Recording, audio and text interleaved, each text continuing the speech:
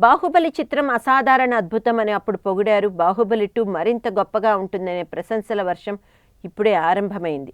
ఈ మధ్యలో విమర్శల ఉరుములు, వ్యాఖ్యలు, మెరుపులు ఆసక్తిని రేకెత్తిస్తున్నాయి.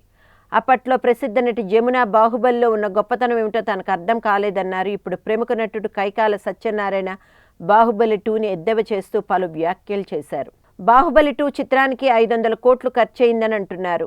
అదే నిజమైతే ఆ సినిమాకు అంత ఖర్చు అవసరమేనా? అంత డబ్బుతో 500 సినిమాలు తీయవచ్చు కదా.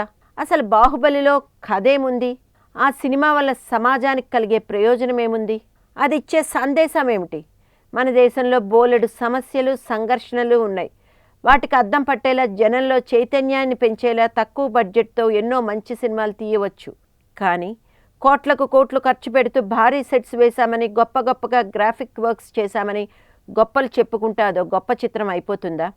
ఇలాంటి కథలతో హాలీవుడ్ చిత్రాలు గతంలో మనం ఎన్ని చూడలేదు అని ప్రశ్నించారు సత్యనారాయణ.